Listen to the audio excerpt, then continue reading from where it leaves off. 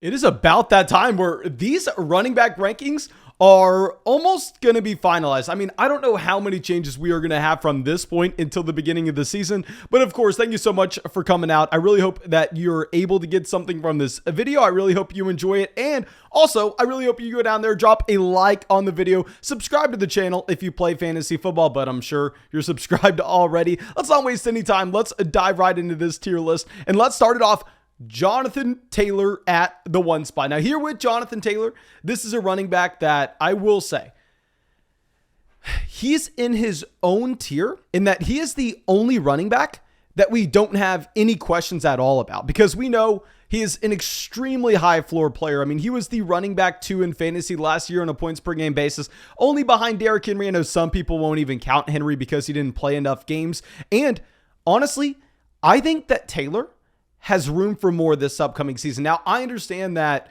that's probably an aggressive statement with how dominant Jonathan Taylor was already last year. This is a running back that had almost 130 yards a game. This is a running back that averaged almost 1.2 touchdowns per game. But where I think we could see improvement from is not necessarily the overall offense with Matt Ryan coming in. I know everybody thinks Matt Ryan's going to be some massive upgrade over Carson Wentz. I can't get there. The Indianapolis Colts were already top 10 in points scored last season. I don't think they're going to be much better than that. But what we could find is we could find a truly elite level ceiling if something were to occur to Nyheim Hines. Because Nyheim Hines last year, he played every single game. Now, I know Hines is going to have a role this upcoming season as well. We know that Nyheim Hines is going to continue to draw his 3.5 targets a game. At least that's where he was last season.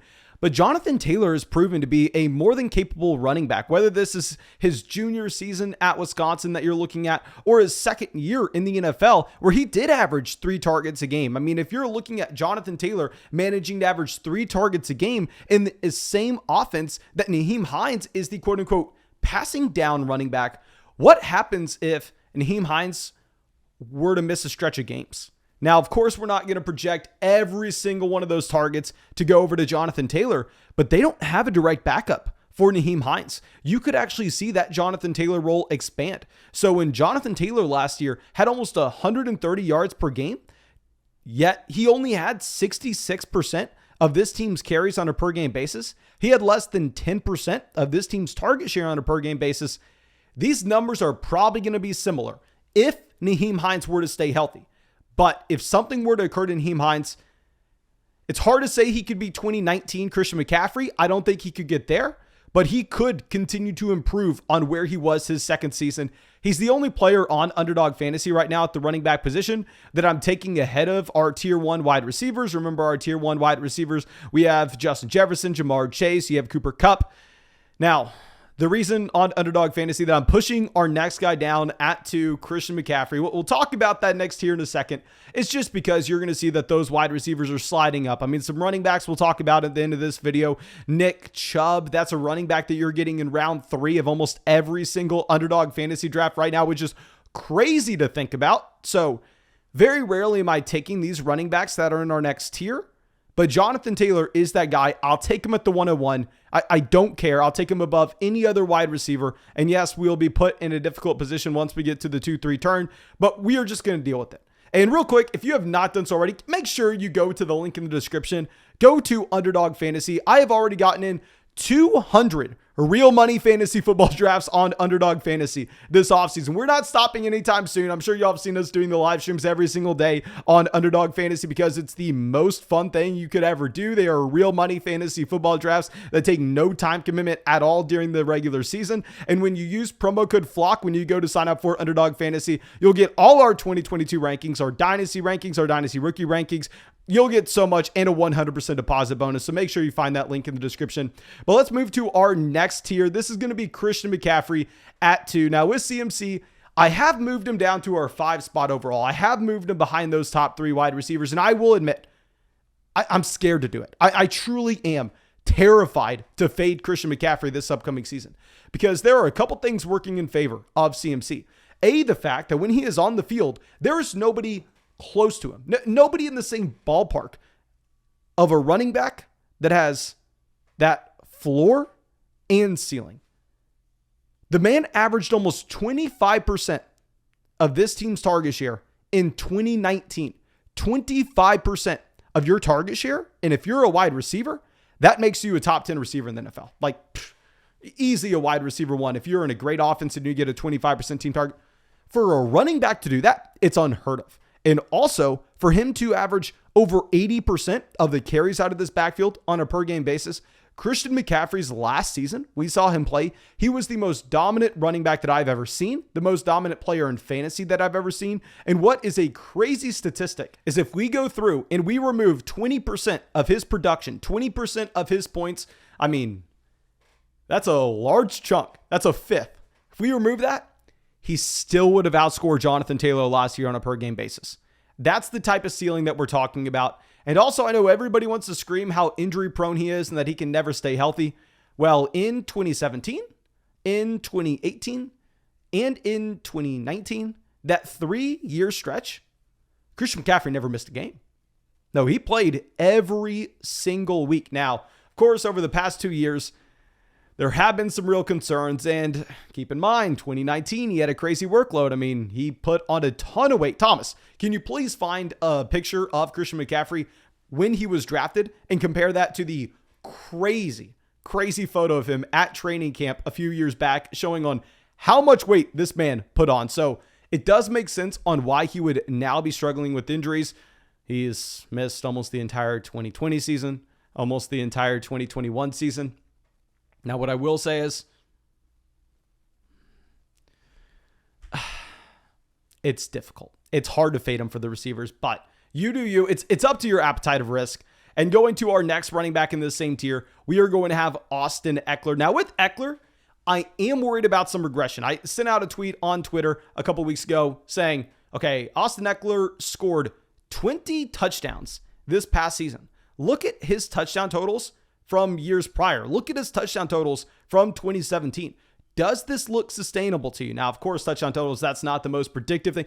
What we can look at is we can look at his touchdowns per game in 2021. 1.67 touchdowns per game. If we compare this to what you had in 2020, the man averaged 1 touchdown every 3 games. He goes from 1 touchdown every 3 games to almost 2 touchdowns a game this past season. That number's coming down. I promise you the touchdown rate will come down for Austin Eckler. Now, it should be above league average, given the offense he's playing in, given the fact that this should be a pretty damn good team. And we know he has an extremely high floor. I mean, going back to that season in 2020, where he only had 1 touchdown every 3 games, he was still a running back 1 in fantasy. He was a running back 1 because this is someone that can average over 15% of his team's target share. So on Underdog Fantasy, I may be drafting him a little bit below this. I want to make these rankings for PPR formats because I know that's what most people are playing in. So with Eckler in a PPR league, I think we have him here at 3. In a half PPR format, then it gets a little murky. In a non-PPR, that's when we're going to be jumping up guys like Derrick Henry, who we'll talk about in just 1 second. Now let's move over to our next running back. Our running back 4 on this list, Najee Harris. Now with Najee Harris, I heard some crazy statistic in that with Harris, if you look at his entire workload from last season and we filter down to just runs that went for over 20 yards, he had 3 of them. With Najee Harris, you have questions about the speed. You have questions about the big playability. You have questions about the overall upside that he could have in a bad offense here in Pittsburgh. And he's not that elite level athlete. He's not Derrick Henry.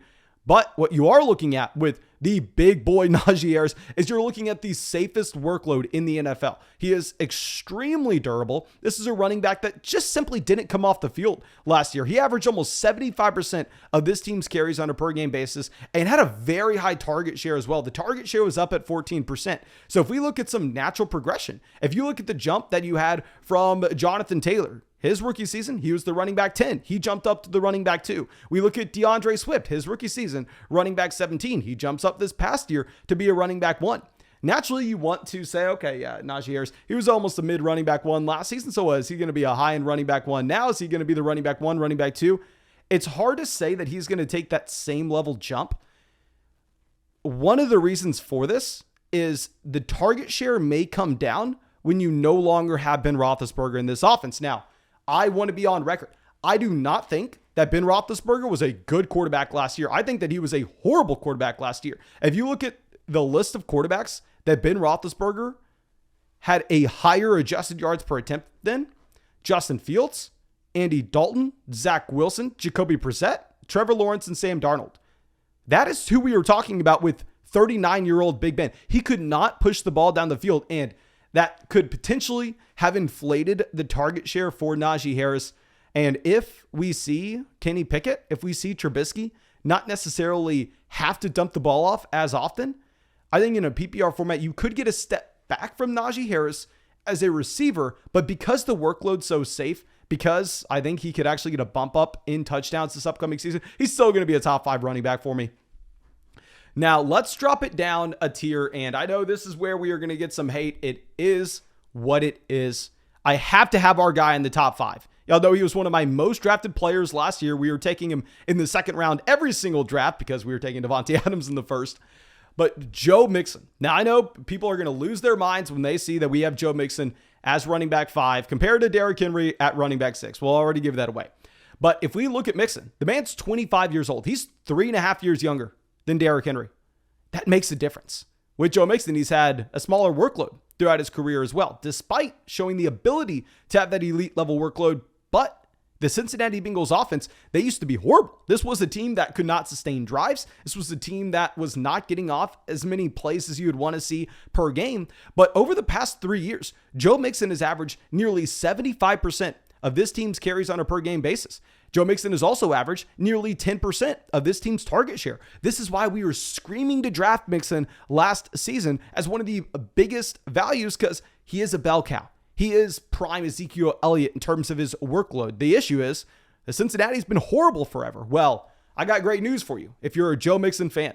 With Joe Mixon, they go through, they sign a new offensive tackle, they sign a new guard, they sign a center from some pretty good offensive lines. I mean, you have the New England Patriots, you have the Bucks, you have the Dallas Cowboys. You have some great offensive line contributors coming over to Cincinnati, and they even show how they are prioritizing blocking this upcoming season by getting rid of CJ Uzomah, someone that's historically, someone running routes, and instead investing into Hayden Hurst at the tight end position. They are going through and doing everything that they can to guard Joe Burrow, to limit those sacks. Now, I know that pass blocking, run blocking isn't the same exact thing. An offensive line can be better at run blocking or better at pass blocking than vice versa.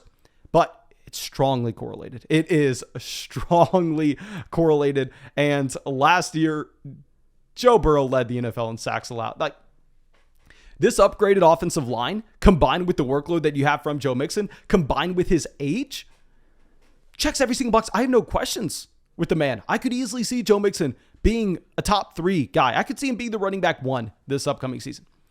Now, let's go down one spot. Let's go over to Derrick Henry. Derrick Henry, yes, we're going to be a little bit lower on him compared to consensus. Like I said, these are PPR rankings. If you want to do a half PPR, yeah, I'll slide Derrick Henry probably up over Mixon. If you want to do non-PPR, yeah, you probably slide him up over Austin Eckler. But with Derrick Henry here, I hate to do it. I truly do. Maybe I just have to come out here and say 28-year-old running backs have some inherent risk. Now, I know that's not necessarily something a lot of people want to hear, especially when Derrick Henry has gotten better every single year over the past 3 seasons. Derrick Henry has improved as a rusher in terms of expanding his market share in Tennessee. This past year, he had 85% of this team's carries on a per game base. That is absurd. That was the number 1 mark in the NFL. And also, his target share has increased over the past 3 seasons. Derrick Henry went from 1.6 targets to 1.9 to 2.5 over the past 3 years. So Derrick Henry, I know we used to make fun of him for never catching anything. Now you can't say that exactly. He is being used somewhat. I'm very concerned about the age. I'm concerned with him coming back from that injury. And I'm also concerned with the tread on the tires. This is a running back that if we go through and look at the last 4 years, Derrick Henry's had over 1,300 touches over the last 4. For a running back that's going into his age 28 season, I know he's different. Maybe I'm just going to look like an idiot. Like, remember, I want to remind everyone, I look like the dumbest person on the planet last year, and I probably was the dumbest person on the planet. And then I was telling people to draft Davante Adams over Derrick Henry. And remember, Derrick Henry, through the first 6 weeks of the season, I thought we were buried. I thought we had no shot at making any money because I didn't have Henry because I was drafting Davante Adams. I'm probably going to be fading Derrick Henry again this upcoming season. Maybe it takes an injury. Maybe I have to get lucky for it to work out again, which I'm fine rolling the dice. I'm also concerned with no A.J. Brown that negatively impacts the offense overall. If you look at the fall off from Tannehill with and without A.J. Brown, it is truly concerning. Now let's go to our next running back. This is going to be same tier. We're going to go Dalvin Cook. With Dalvin Cook, checks every box. Now, what I will say with Dalvin, the man misses time. Like if you're talking about his points per game, no, you can't have any questions about Dalvin Cook. You can't have any questions about his workload either with Dalvin Cook. He's finished as a top 5 running back in 2 out of the past 3 seasons. And every year he's finished as a top 10 running back on a points per game basis. Now, Kevin O'Connell is coming over as the head coach. He was formerly with the Los Angeles Rams as their offensive coordinator. This could change a few things, and this could make the Minnesota Vikings a more pass-happy team overall, especially with the emergence of Justin Jefferson. And the most concerning thing with Dalvin, very similar to Derrick Henry. I hate to do this. I truly do because it's boring. It's lazy analysis. It truly is. But what we can look at is Dalvin Cook is now going into year 5. He's never played more than 14 games in a season. That's a running back that I may need to be concerned about injuries with. It's a running back that I think if you're just looking at his injury rate versus expectation, like I would be willing to bet any amount of money on the planet that Najee Harris plays more games than Dalvin Cook this season. Now let's go down a tier. Let's go over to our running back 8. It's going to be Aaron Jones. With Aaron Jones, I mean, this is a running back that's been skyrocketing up rankings over there on Underdog, and for great reason. I mean, we called him the best value in drafts when he was going in the 3rd round. Now you have no shot at getting the man in the 3rd round. But with Aaron Jones, if you look at the splits with and without Davante Adams, it is legitimately absurd. Without Davante Adams, since 2018, we've seen Aaron Jones in 7 games. And in those 7 games, the man doubles his targets per game. He adds an additional 10 points per game as well. He averages almost 26 fantasy points per. That is absurd, but it makes sense because without Davante Adams, 30% of the targets are now available in Green Bay. And on top of it, Davante Adams is the best red zone weapon in the entire NFL. So if you remove that, Aaron Jones' usage in the red zone all of a sudden is going to come up. His touchdown rate, his touchdown expectation should follow that. Now, there are concerning things with Aaron Jones. I can't look at the fact that he scored 26 points per game with no Davante Adams over the past 3 years and say, oh yeah, he's the running back one to face. Of course not. There are red flags. This is yet again another aging running back. I do need to put that out there.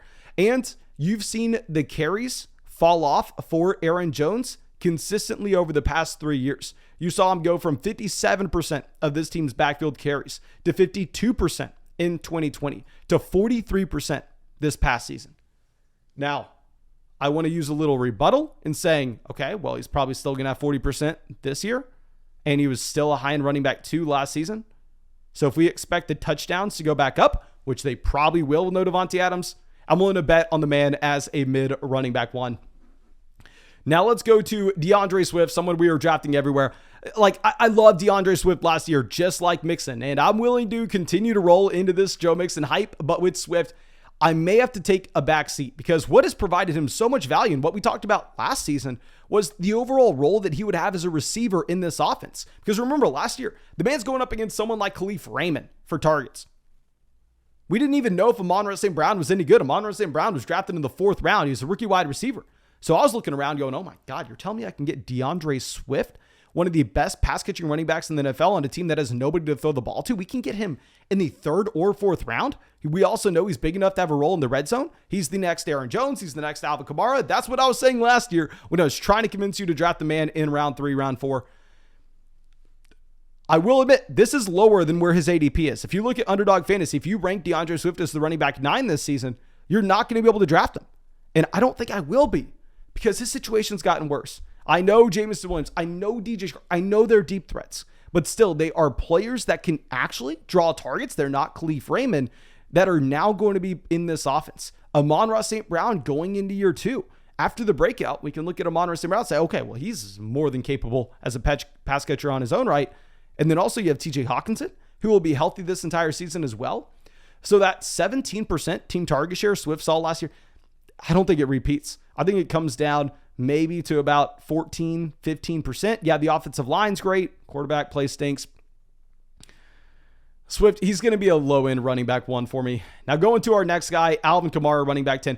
I'm not a lawyer. I don't know how many games the man is missing. What I will say is the market right now is not pricing anything in for Alvin Kamara and missing time.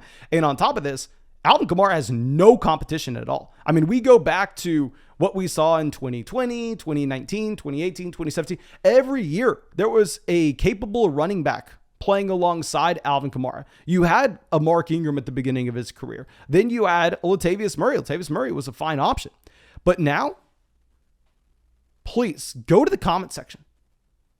Let me know who the hell is the running back 2 in New Orleans. If you had to predict this depth chart right now, who is finishing as the running back? We don't know. We actually saw this play out last year. Whenever you had no Latavius Murray, you actually had the carries per game going from 40% of the offense in 2020 up to 61% in 2021. That's a massive jump from Kamara, but I'm less excited about him. The reason for this is we don't want Alvin Kamara handling 18, 19, 20 carries a game. That's not what he's built for. What Alvin Kamara is built for is very similar to DAndre Swift. You want him as a primary pass catcher in his offense. And very similar to DAndre Swift, we have seen him back in 2020, whenever his top target competition was Traquan Smith. We saw him average over 21% of this team's targets on a per game basis. Now you have Michael Thomas possibly coming back. You have Chris Olave. You have Jarvis Landry. I think their role as a receiver for Kamara comes down. His overall market share with his carries go up, but that's not what we want. Those aren't the high value touches. That's why I'm also willing to have Alvin Kamara as the low end running back 1. Our next low end running back 1 will be Nick Chubb. With Chubb, oh my God. Very similar. I'm not a lawyer. I don't know what's going to happen with Deshaun Watson, but what I do know is I didn't draft him at all last year. And all of a sudden now it looks like I'm Nick Chubb's biggest fanboy when I cannot stop drafting him in the 3rd round, like on Underdog Fantasy. Go to link in the description. Use promo code FLOCK.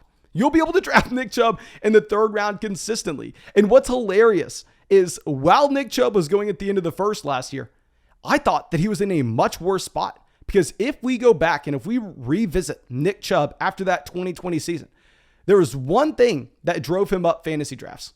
And that was an unsustainable touchdown rate. Because what was hilarious, in 2020, Nick Chubb averaged 51% of the carries in this backfield. He averaged 4.79% of the targets. Those numbers went up in 2021. His role expanded. Now he's still in a committee, which is what we were screaming last year, telling you not to draft him in round 1. Kareem Hunt's still there. People now have realized, oh, hell yeah, Kareem Hunt's legit. Kareem Hunt is going to be in a committee here. That means we can't draft Nick Chubb. No, that's always been the case. We knew that last year. We've said it for I don't know how long. Nick Chubb's the best committee running back in the NFL. Nothing has changed. And if we go through and if we look at the offensive line for Cleveland, this unit should bounce back. They were 1st, according to PFF, in 2020. They were 8th, according to PFF, in 2021. But you had both Jack Conklin and Jedrick Wills miss time. Now, I'm not an offensive line expert, but based on what I've read, sounds like those are 2 guys that were key contributors in Cleveland. So with them coming back, the offensive line should be better.